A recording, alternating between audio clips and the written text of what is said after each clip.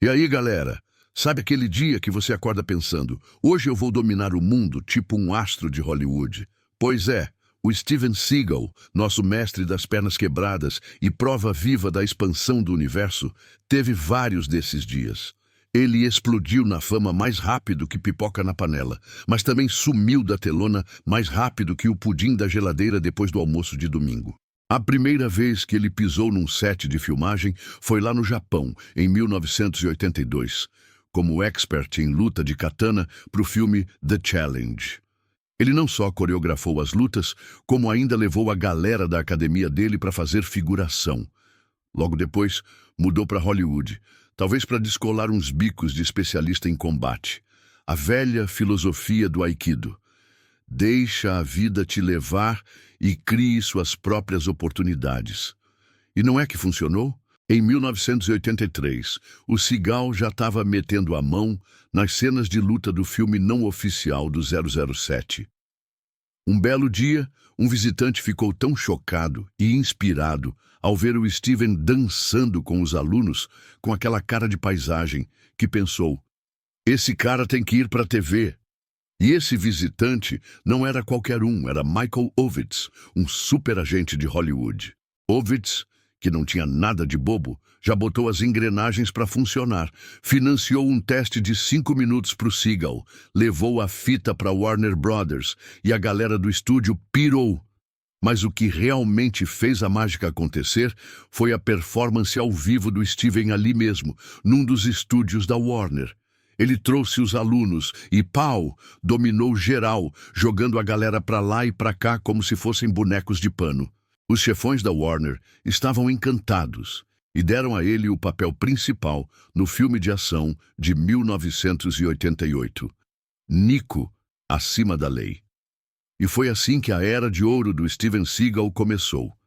Nico, Acima da Lei, não foi um estouro de bilheteria, mas com um custo de 7 milhões e 19 milhões arrecadados, deu lucro. E o mais bizarro, a crítica, que geralmente detona filmes de ação, até que gostou. Na mesma época, a Warner lançou O Grande Dragão Branco com outro desconhecido, Van Damme. O filme, com orçamento menor, arrecadou mais que Nico, virando um sucesso estrondoso. A Warner acertou em cheio, lançando 2 astros de ação de uma vez. Depois desse sucesso, o Steven largou o clube de Aikido e mergulhou de cabeça nos filmes. Escolheu com calma o roteiro do segundo filme, e assim nasceu Marcado para a Morte. E claro, virou um sucesso, faturando uns 50 milhões com um orçamento de 12. Ajustando pela inflação, é como se um filme de 20 milhões hoje faturasse quase 100 milhões. Números que fariam o Keanu Reeves e o John Wick olharem por cima do ombro nervosos. Em Busca da Justiça faturou um pouco menos, talvez pela sua brutalidade, sendo o filme mais violento da carreira do Steven e um dos mais brutais de 1990. É aqui que a gente esperaria um fracasso para equilibrar, né? Mas não.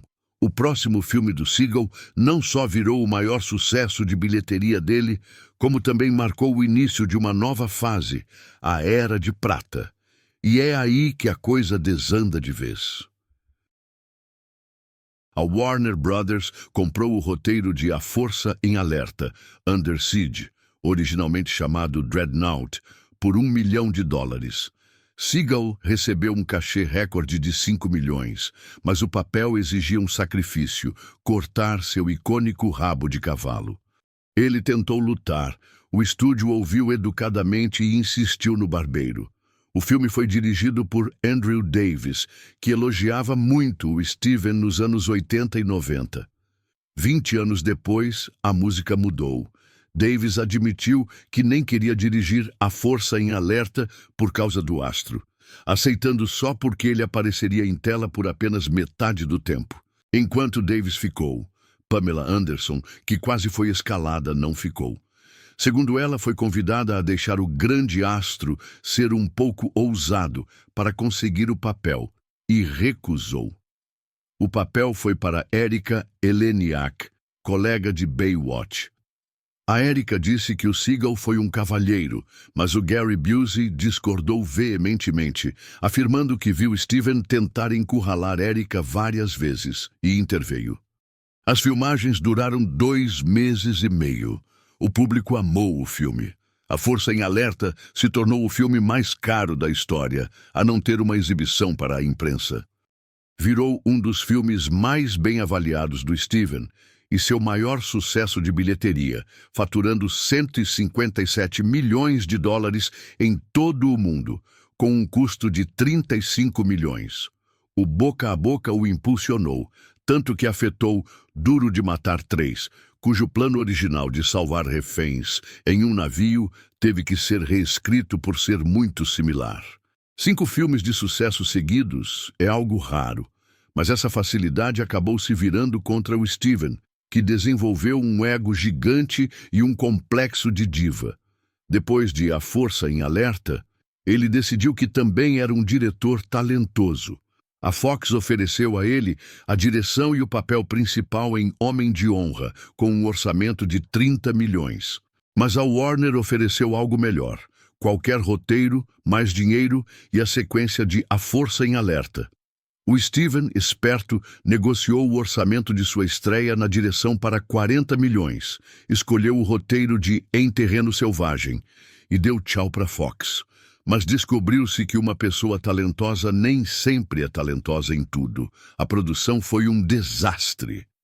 Ele reescrevia cenas, refilmava sequências e brigava com os dublês. O orçamento explodiu para 50 milhões. Quando exibido, as pessoas literalmente caíram no sono.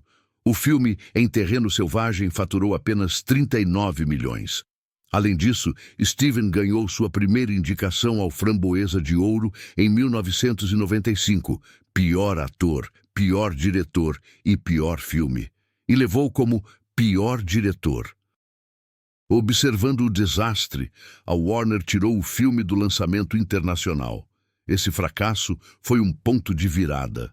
A Warner ainda estava disposta a fazer A Força em Alerta 2, mas o Steven não pegou a indireta do universo. Primeiro, o Steven nem se deu ao trabalho de entrar em forma para A Força em Alerta 2. Em vez de dieta, usou um espartilho. Além disso, ele não parava de interferir nas filmagens. O diretor Jeff Murphy lembrou que Seagal dava conselhos altamente importantes, sarcasticamente falando. Rumores dizem que Gary Oldman, Lawrence Fishburne e Jeff Goldblum recusaram o papel do vilão para evitar os insights dele.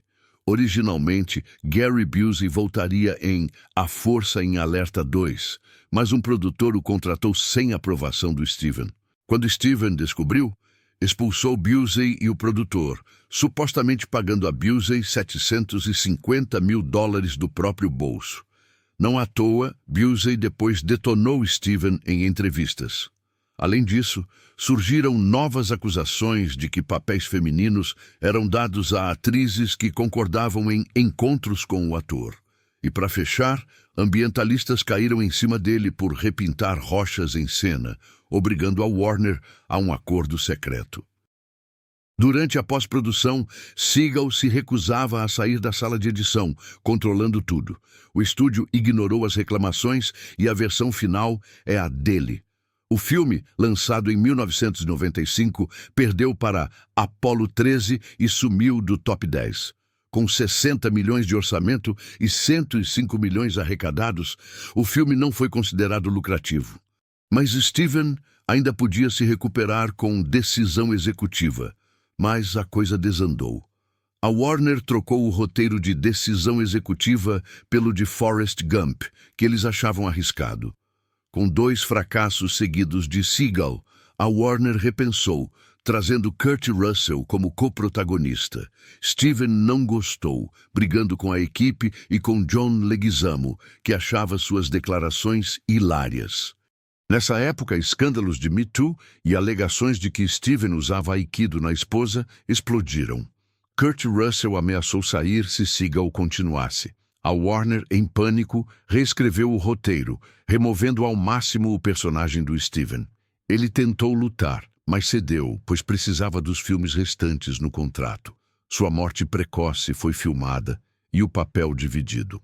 Ironicamente, John Leguizamo se beneficiou, com seu tempo de tela e carreira impulsionados. O filme, mesmo enfraquecido, faturou 122 milhões com 55 milhões de orçamento. A Warner ainda tentou salvar Seagal com O Homem-Sombra e Ameaça Subterrânea. Por este, Seagal recebeu 4 indicações ao Framboesa de Ouro. Após isso, a Warner pausou. O último filme com ele foi Rede de Corrupção, em 2001, que pode ter sido um sucesso modesto. Seagal teve uma chance de retorno, talvez comédias, mas sua falta de humor e o fato de não se importar em ficar em forma o prejudicaram. Depois de 2002, o orçamento médio de seus filmes despencou para 6 milhões, direto para vídeo. Hoje, ele está na Rússia, como representante especial para relações humanitárias. Steven teve tudo. Deixou o ego inflar e a falta de adaptação, irônica para um mestre de Aikido, selou seu destino. A carreira dele é quase idêntica à de um certo artista marcial belga que adorava abrir escala e enlouquecer o set. E sim, a briga entre Seagal e Van Damme realmente aconteceu. Mas será assunto para um outro vídeo. E aí, curtiu a montanha-russa que foi a carreira do Seagal? Se deu para rir um pouco e até aprender que nem todo mestre do Aikido sabe evitar um belo tropeço, então deixa seu like. Se você quer mais histórias bizarras e engraçadas de Hollywood, com a gente desvendando os segredos de astros que brilharam, se inscreve no canal, ativa o sininho para não perder as próximas loucuras e compartilha com a galera. Qual outra lenda do cinema você quer ver a gente dissecar por aqui? Comenta!